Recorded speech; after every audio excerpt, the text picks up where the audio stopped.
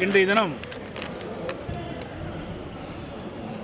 முதலமைச்சர் திரு ஸ்டாலின் அவர்கள் விருதுநகர் மாவட்டத்தில் நடைபெற்ற அரசு நிகழ்ச்சியில் என்னை பற்றி சில விமர்சனங்களை தெரிவித்திருக்கின்றார். அந்த நிகழ்ச்சியில் முதலமைச்சர் அவர்கள் பேசுகின்ற பொழுது, எடப்பாடி பழனிசாமி அவர்கள் ஆட்சியில் இருக்கின்ற பொழுது கிஞ்சித்தும், அதாவது ஒன்றுமே ஆட்சியில் செய்யவில்லை என்ற ஒரு குற்றச்சாட்டை அந்த நிகழ்ச்சியின் வாயிலாக தெரிவித்திருக்கின்றார். அனைத்து இந்திய அண்ணா திராவிட முன்னேற்ற கழக ஆட்சி 2011 2021 வரை 10 ஆண்டு காலம் மிக சிறந்த ஆட்சியை மக்களுக்கு தந்திருக்கின்றன. மாண்புமிகு புரட்சித் தலைவி அம்மா அவர்கள் தமிழகத்தினுடைய முதலமைச்சராக பொறுப்பேற்கின்ற பொழுது இருந்ததை விட அவர் ஆட்சியில் இருக்கின்ற வரை நிறைய திட்டங்களை கொண்டு வந்து அதனால் மக்கள் அதிக அளவிலே நன்மை பெற்றிருக்கார்கள். அம்மா மறைவுக்கு பிறகு, நான் முதலமைச்சராக பொறுப்பேற்ற பிறகு அம்மாவுடைய அரசு சுமார் 4 வருடம் 2 மாத காலம் சிறப்பான ஆட்சி நாட்டு மக்களுக்கு வழங்கியது. வேண்டுமென்றே திட்டமிட்டு முதலமைச்சர் திரு ஸ்டாலின் அவர்கள் என்னை பற்றி விமர்சனம் செய்வது கேலிக்கூத்தாக பார்க்கப்படுகிறது. அம்மாவுடைய அரசு இருக்கின்ற பொழுதுதான் ஒரே ஆண்டில் 11 மருத்துவக் கல்லூரியை கொண்டு வந்து சாதனை படைத்தோம். 6 சட்டக்கல்லூரியை திறந்தோம். பல கலை மற்றும் அறிவியல் கல்லூரியை கொடுத்தோம். பாலிடெக்னிக் கல்லூரி, கால்நடை பூங்கா, இந்தியாவிலேயே மிகப்பெரிய கால்நடை பூங்கா சேலம் மாவட்டம் தலைவாசல் பகுதியில் கட்டி முடிக்கப்பட்டு 2.5 ஆண்டு காலமாகிறது. இந்த 2.5 ஆண்டு கால திராவிட முன்னேற்ற கழக ஆட்சியில் கட்டி முடிக்கப்பட்ட அந்த கால்நடை பூங்காவை கூட திறக்க திராணியற்ற முதலமைச்சர் இன்றைய முதலமைச்சர் ஸ்டாலின் அவர்கள்.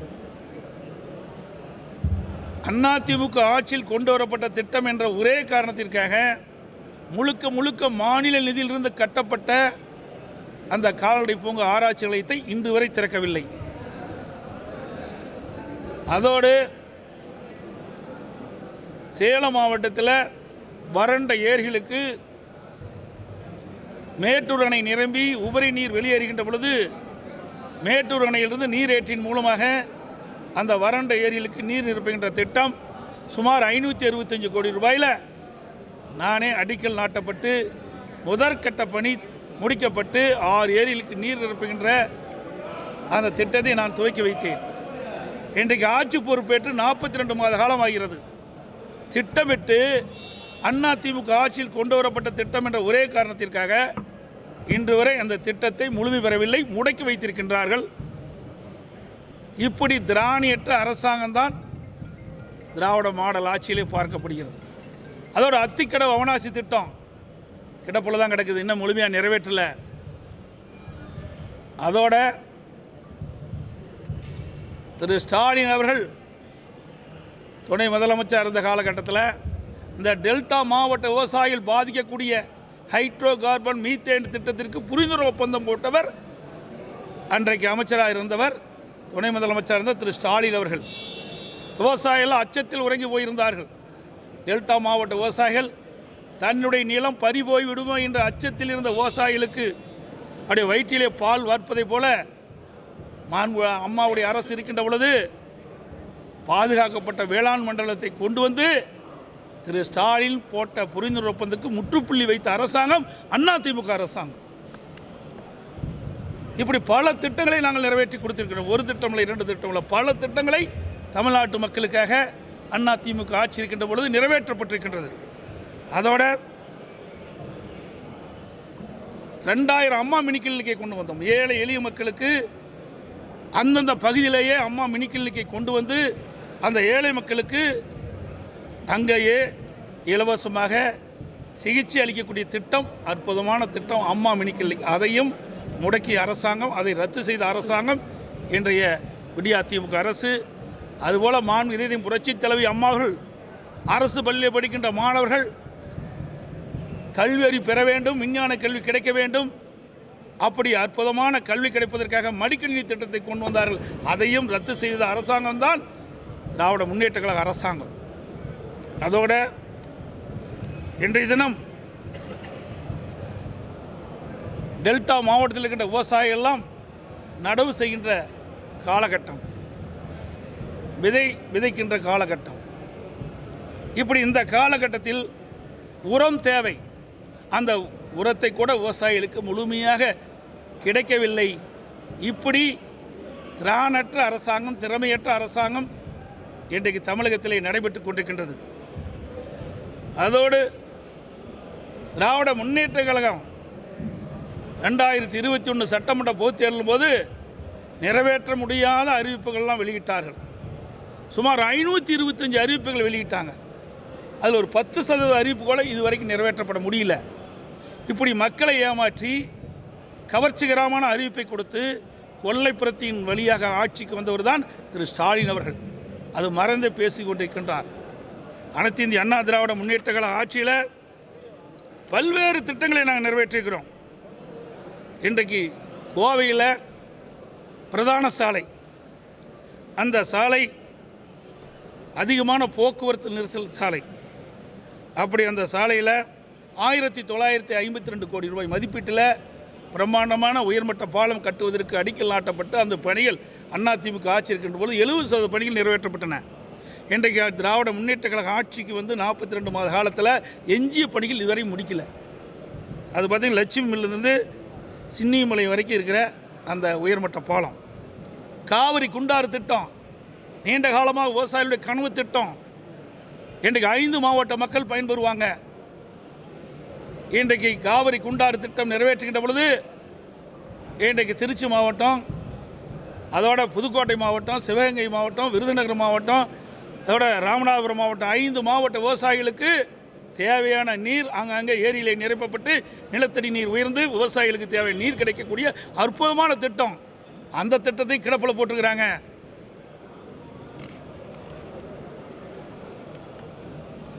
எவ்வளோ அனைத்து இந்திய அண்ணா திராவிட முன்னேற்ற கழக ஜிஏ கனால் 2000 கோடியில் அதிமுக ஆட்சியில் தான் நான் கொண்டு வந்து தொடங்கப்பட்டு நடைபெற்று கொண்டிருக்கின்றது. இஆர்எம் ப்ராஜெக்ட் ரெனோவேஷன் இன்றைக்கி தஞ்சை மாவட்டத்தில் 3300 கோடி ரூபாயில் 33 பணிகள் இன்றைக்கி நடைபெற்று கொண்டிருக்கின்றன. அதுபோல் பல தடுப்பணைகள், ஆதனூர் குமாரமங்கலம் தடுப்பணை அதிமுக ஆட்சி இருக்கின்ற பொழுதே 80% பணிகள் நிறைவேற்றப்பட்டுள்ளன. 42 மாத கால ஆட்சியில் அந்த பணி நிறைவேற்றவே இல்லை. அதற்கு காரணம் அதிமுக ஆட்சியில் தொடங்கப்பட்ட திட்டம் என்ற ஒரே காரணத்திற்காக விவசாயிகளுக்கு பயனளிக்கக்கூடிய அந்த திட்டத்தையும் முடக்கி வச்ச அரசாங்கம் தான் திராவிட மாடல் அரசாங்கம். அதை விட நஞ்சை புகழூரில் 400 கோடியில் அங்கே ஒரு தடுப்பணை நாங்கள் வச்சோம். அதையும் முழுமை பெறல, அதையும் கிடப்பில் இருக்கிறாங்க. அதுக்கு தேவையான நிதி ஒதுக்கலை. அதோட முக்கொம்பில் அதிமுக ஆட்சியில் தான் நாங்கள் கட்டப்பட்டது 400 கோடியில். அதை போல் அன்றைக்கி போய் பார்த்துட்டு வந்திருக்காரு. பார்க்கத்தான் முடியும், திட்டத்தை கொண்டாட முடியாது. திமுக ஆட்சியில் இன்றைய முதலமைச்சர்னால கொரோனா காலத்தில் கடுமையாக மக்கள் பாதிக்கப்பட்டாங்க. இந்தியாவிலேயே கொரோனா வைரஸ் பரவலை தடுக்கின்ற முதல் மாநிலமாக அதிமுக அரசு இருக்கின்ற பொழுது சாதனை படைத்தோம். அப்பொழுது காணொலி காட்சி மூலமாக பாரத பிரதமர் ஒவ்வொரு மாநில முதலமைச்சரும் தொடர்பு கொண்டு பேசுகின்ற பொழுது தமிழ்நாட்டில் தான் கொரோனா வைரஸ் பரவலை தடுப்பதில் முதல் மாநிலம், அதை பின்பற்றுங்கள் என்று பாராட்டுகின்ற பாராட்டை பெற்ற அரசாங்கம் அதிமுக அரசாங்கம். அதிமுக அரசாங்கம் இருக்கின்ற பொழுது பல்வேறு துறைகளில் தேசிய அளவில் விருதுகளை பெற்றோம். உள்ளாட்சியில் விருதுகளை பெற்றோம். உறுப்பு மாற்று அறுவை சிகிச்சையில் தொடர்ந்து 5 ஆண்டு காலம் விருதுகளை பெற்ற அரசாங்கம் அதிமுக அரசாங்கம். அதேபோல் போக்குவரத்து துறையில் விருதுகளை பெற்றோம், மின்சாரத்துறையில் விருதுகளை பெற்றோம், சமூக துறையில் விருதுகளை பெற்றோம், பொதுப்பணித்துறையில், உயர்கல்வித்துறையில், இப்படி துறை வாரியாக இந்தியாவிலேயே தேசிய விருதுகள் பெற்ற மாநிலத்தில் முதலிடம் அதிமுக அரசாங்கத்தில் தான். சட்ட ஒழுங்கு பேணி காப்பதில் முதல் மாநிலம் தமிழ்நாடு. இரும்பு கரம் கொண்டு நாங்கள் அடக்கணும். சட்டத்தின் ஆட்சி தமிழகத்தில் நடைபெற்றது அதிமுக ஆட்சியிலே. இன்றைக்கு போதைப்பொருள் விற்பனை தாராளமாக இருந்து கொண்டிருக்கின்றது. எல்லா ஊடகத்திலையும் பத்திரிகையிலும் வருகின்ற செய்தி இந்த கஞ்சா போதையால் அங்கங்கே கொலைகள் நடக்கின்றன, பாலியல் வன்கொடுமை நடக்கின்றன. இப்படி பல கொலைகள் நடப்பதற்கு காரணம், பல பாலியல் வன்கொடுமை நடப்பதற்கு காரணம் இந்த கஞ்சா போதை ஆசாமியினால். இதற்கு உயர்நீதிமன்றமே இந்த அரசாங்கத்தை கண்டிச்சிருக்குது. இன்றைக்கு தமிழகத்தில் இருக்கின்ற போதை நடமாட்டத்தை குறைக்காவிட்டால் உயர்நீதிமன்றமே அதுக்கு தனி குழு போட்டு சூழ்நிலை ஏற்பட்டு விடும்னு இந்த அரசாங்கத்தை எச்சரிக்கை விட்டது. அதுக்கு பிறகுதான் இன்றைக்கு முதலமைச்சர் ஊடகத்தின் வாயிலாக, பத்திரிகையின் வாயிலாக வேண்டுகோள் விட்டிருக்கிறார். நான் தொடர்ந்து ஊடகத்தின் வாயிலாக, பத்திரிகையின் வாயிலாக, அறிக்கையின் வாயிலாக, சட்டமன்றத்திலும் தமிழகத்தில் கடந்த 3 ஆண்டு காலமாக விடியா திமுக ஆட்சியில் போதைப்பொருள் நடமாட்டம் அங்கங்கே நடைபெற்றுக் கொண்டிருக்கின்றது. போதைப்பொருள் விற்பனை அமோகமாக நடைபெற்றுக் கொண்டிருக்கின்றது. இதை தடுக்க இந்த அரசால் முடியவில்லை. இதனால் இளைஞர்கள், மாணவர்கள், பொதுமக்கள் கடுமையாக பாதிக்கப்படுகிறார்கள் என்று எச்சரிக்கை விடுத்தேன். இன்றைக்கு அது நிரூபணமாயிருக்குது. இன்றைய முதலமைச்சர் அதை ஒத்துக்கொண்டு இன்றைக்கு மக்களுக்கு வேண்டுகோள் விடுத்திருக்கின்றார். அப்படி என்றால் அனைத்து இந்திய அண்ணா திராவிட முன்னேற்ற கழகம் பிரதான எதிர்க்கட்சி சரியான முறையில் செயல்படுவதுதான் அர்த்தம். நாங்கள் சொல்வதை இந்த அரசாங்கம் கேட்டிருந்தால் இன்றைக்கு இவ்வளவு பிரச்சனை ஏற்பட்டிருக்காது. போதைப் பொருளை தடுத்து நிறுத்தியிருக்கலாம். ஆனால் குடும்பத்தை பற்றி சிந்திக்கிறதுக்கு தான் இந்த முதலமைச்சருக்கு நேரம் இருக்குது. மக்களை பற்றி சிந்திப்பதற்கு நேரமே இல்லை. குடும்ப உறுப்பினர்கள் பதவிக்கு வர வேண்டும், அதிகாரத்துக்கு வர வேண்டும், அதுதான் முதலமைச்சருடைய எண்ணம். நாட்டு மக்களை பற்றி கவலைப்படாத ஒரு முதலமைச்சர் என்றால் இன்றைய முதலமைச்சர் ஸ்டாலின் ஒருவர் தான். இன்னொன்று சொல்கிறார், எனக்கு திறமை இல்லைங்கிறார். திறமை பற்றி பேசுவதற்கு அவருக்கு அருகதை இல்லை. ஒரு சாதாரண கிளை செயலாளர் இவ்வளோ பெரிய இயக்கத்திற்கு பொதுச் செயலாளர் வரும்னு அதுதான் திறமை. உங்களுடைய தந்தையினுடைய அடையாளத்தை வைத்து பதவி வருவதெல்லாம் திறமை அல்ல. உங்கள் அப்பா திரு கருணாநிதி அவர்கள் அடையாளத்தை வைத்து தான் நீங்கள் அரசியலிலே முதலமைச்சராக இருக்கிறீங்க, திமுக கட்சி தலைவராக இருக்கிறீங்க. நான் அப்படி இல்லை. ஒரு விவசாய குடும்பத்தில் பிறந்து கிழக்கழக செயலாளர், ஒன்றிய பொறுப்பாளர், மாவட்ட பொறுப்பாளர், அப்புறம் தான் மாநில பொறுப்பாளர், அப்புறம் தான் பொதுச் செயலாளர். அதே போல் சட்டமன்ற உறுப்பினர், நாடாளுமன்ற உறுப்பினர், அப்புறம் அமைச்சர், அப்புறம் தான் முதலமைச்சர். ஆக ஒரு சாதாரண குடும்பத்தில் பிறந்த ஒரு விவசாயி இப்படி இவ்வளவு உயர்ந்த பதவிக்கு வருவதற்கு எவ்வளோ கஷ்டப்பட்டு உழைத்திருக்கும் என்பதை எண்ணி பார்க்க வேண்டும். ஆனால் உங்களைப் போல் அடையாளம், உங்களுடைய அப்பா காட்டிய அடையாளத்தின் வாயிலாகத்தான் நீங்கள் முதலமைச்சராக இருக்கிறீங்க, கட்சிக்கு தலைவராக இருக்கிறீங்க. இன்றைக்கு உதயநிதி அவர்களுக்கு எந்த தகுதியின் அடிப்படையிலே நீங்கள் பதவி கொடுத்துருக்கிறீங்க? அவர் என்ன மிசா சட்டத்தில் உள்ளே போயிட்டு வந்தவரா? இல்லை போராட்டத்தில், திமுக போராட்டத்தில் எத்தனை முறை கலந்துட்டு சிறை சென்றவர்? ஒன்றுமே கிடையாது. திரு கருணாநிதியுடைய பேரன், திரு ஸ்டாலினுடைய மகன். இது ஒரே ஒரு அடையாளம் தான். இந்த அடையாளத்தை வைத்து தான் சட்டமன்ற உறுப்பினர் ஆக்கியிருக்கிறீங்க, பிறகு அமைச்சர் ஆக்கியிருக்கீங்க, இப்படி துணை முதலமைச்சர் ஆக்கியிருக்கிறீங்க. ஏன் அந்த கட்சியில் வேறு யாருமே உழைத்தவர் இல்லையா? விசா சட்டத்தில் யாரும் போகவில்லையா? அப்படிப்பட்டவர்களால் ஓரங்கட்டப்பட்ட கட்சி தான் திமுக கட்சி. அண்ணா திமுக கட்சி ஒன்று தான் ஜனநாயக கட்சி. ஒரு சாதாரண தொண்டன் கூட உச்சபட்ச பதவிக்கு வர முடிய ஒரே கட்சி அண்ணா திமுக கட்சியில் தான். முதலமைச்சராகலாம், பொதுச் செயலாளராகலாம், வேறு எந்த கட்சியிலையும் வர முடியாது. குறிப்பாக திமுக கட்சியில் வரவே முடியாது. அதுவும் திமுக குடும்பத்தில், திரு கருணாநிதி குடும்பத்தில் பிறந்த ஆண் வாரிசுகளுக்கு தான் அந்த வாய்ப்பு கிடைக்கும். நீங்கள் திராவிட முன்னேற்ற கழக திரு கருணாநிதி குடும்பத்தில் பிறந்தவருக்கு தான் திமுக தலைவர். இளநீ தலைவர் திரு உதயநிதி ஸ்டாலின். இன்றைக்கு திருமதி கனிமொழி அவர்கள் மகளிரணி செயலாளர், தயாநிதி மாறன் வர்த்தகணி செயலாளர். ஆக திமுக குடும்பத்தை சேர்ந்தவர்களுக்கு தான் பதவி கிடைக்கும், வேறு எவருக்குமே கிடைக்காது. அண்ணா திமுக அப்படி இல்லை, வந்திருக்க பிறகு எல்லாருக்கும் பதவி இருக்கு. அதோட அண்மையில் நடந்த ஒரு நிகழ்ச்சியில் பேசுகிறார் முதலமைச்சர். உதயநிதி அவர்களுக்கு கொடுக்கப்பட்ட பொறுப்பு, அவருடைய கொடுக்கப்பட்ட இலாக்காவில் சிறப்பாக செயல்பட்டு 100க்கு 100 மார்க் வாங்கன்னு சொன்னார். அப்படின்னா மற்ற அமைச்சர்லாம் ஃபெயில் ஆகிட்டாராங்க? மற்ற அமைச்சர்லாம் பணி செய்யலையா? ஏங்க, இந்த கட்சியை தூக்கி நிறுத்துனதெல்லாம் திமுகவுடைய மூத்த அமைச்சர்கள், மூத்த கட்சி நிர்வாகிகள். அவரை பற்றிலாம் கவலையே கிடையாது. தன்னுடைய மகன் உயர்ந்த பதவிக்கு வர வேணும், அதுக்காக இப்படிப்பட்ட ஒரு புகழ்ச்சியெல்லாம் இன்றைக்கு முதலமைச்சர் தெரிவிச்சிட்ருக்காரு. சிந்திச்சு பார்க்க வேண்டும். இன்றைக்கு முதலமைச்சர் வேண்டுமென்றே திட்டமிட்டு என் மீது விமர்சனம் செய்வது எந்த வகையிலும் ஏற்றுக்கொள்ள முடியாது. அதோட நான் 2 நாளைக்கு முந்தி ஒரு அறிக்கை வெளியிட்டேன். அதில் நான் தெளிவாக குறிப்பிட்டிருந்தேன். இன்றைக்கு தமிழகத்தில் இந்த ஆட்சி பொறுப்பேற்ற பிறகு 3 லட்சம் கோடி கடன் வாங்கியிருக்கிறீங்க. என்ன ஒரு புதிய திட்டத்தை கொண்டாந்தீங்க? அதிமுக ஆட்சி இருக்கின்ற பொழுது மிகப்பெரிய திட்டம் மெட்ரோ ரயில் திட்டம், சென்னையில் மெட்ரோ ரயில் திட்டம் 63,000 கோடியில் மத்திய அமைச்சரை அழைத்து வந்து அடிக்கல் நாட்டி அந்த பணி துவங்கப்பட்டது. அந்த பணி கூட முழுமை பெறல. அப்படி ஏதாவது ஒரு பெரிய திட்டமாவது கொண்டாந்தீங்களா? எதுவுமே கொண்டாடல. ஆனால் 3 லட்சம் கோடி கடன் வாங்கி மக்கள் மீது மிகப்பெரிய கடன் சுமையை சுமத்துறது தான் இந்த திராவிட மாடல் ஆட்சியுடைய நிலை. அதோட இன்றைக்கி முட்டுக்காட்டில் சென்னையிலேருந்து 35 கிலோமீட்டர் தூரம் இருக்குது. அங்கே சுமார் 525 கோடி ரூபாயில் கலைஞர் பன்னாட்டு அரங்கம் என்ற ஒரு மிகப்பெரிய கட்டடத்தை கட்டிருக்கிறாங்க. அதில் என்ன நன்மை கிடைக்க போகுது? ஏற்கனவே இருக்கிற திட்டத்துக்கு நிதி இல்லைன்னு சொல்கிற முதலமைச்சர் இதுக்கு மட்டும் எங்கேருந்து நிதி வந்தது? ஆக ஏற்கனவே அதிமுக ஆட்சியில் போடப்பட்ட திட்டங்கள் அதையெல்லாம் நிறைவேற்றப்பட்டிருந்தால் மக்களுடைய பயன்பாட்டுக்கு வந்திருக்கும். அதையெல்லாம் இந்த அரசு செய்யவில்லை என்று தான் நான் அறிக்கையின் வாயிலாக வெளிப்படுத்தினேன். அது பொறுக்க முடியல. அதோட சொன்னார், எந்த திட்டம் கொண்டாந்தாலும் அவை அப்பா பேரே வைக்கிறான்னு சொன்னார். வெயிங்கண்ணா வேண்டாங்கல்ல, நிதி ஆதாரம் அதிகமாக இருந்து திட்டத்தை கொண்டாந்தால் பரவாயில்ல. ஏற்கனவே கடன் மேலே கடனை வாங்கி மக்களுக்கு பயனில்லாத ஒரு திட்டத்தை உருவாக்கின்ற பொழுது மக்களுடைய வரிப்பணம் ஊதாரித்தனமாக செலவு செய்வதை தடுக்க வேண்டும் என்பதற்காகத்தான் அறிக்கை வெளியிட்டாங்க. முட்டுக்காட்டு பகுதியில் இன்றைக்கு கலைஞர்களை பன்னாட்டு அரங்கம் வைக்கிறீங்க, அதனால் என்ன ஏழை மக்கள் நன்மை பெறுப்பாங்க? அதனால் ஏழை மக்களுக்கு என்ன நன்மை கிடைக்க போகுது? நீர் மேலாண்மைக்கு நான் சொன்ன திட்டங்கள்லாம் நிறைவேற்றுவதற்கு தேவை நிதி கொடுங்க. பாலங்கள் அதிகமாக அதிமுக ஆட்சியில் கொண்டு வந்தோம், அதெல்லாம் மக்கள் பயன்பாட்டு கொண்டு வருவதற்கு அதுக்கு நிதி ஒதுக்கீடு செஞ்சு வேகமாக துரிதமாக செயல்பட்டு அந்த பணி முடிங்க. இதையெல்லாம் இந்த அரசாங்கம் செய்யாது. தன்னுடைய அப்பாவுடைய பெயர் வரணும், ஆங்காங்கே வரணும். அதற்காகத்தான் இப்படிப்பட்ட அதெல்லாம் இருக்குது.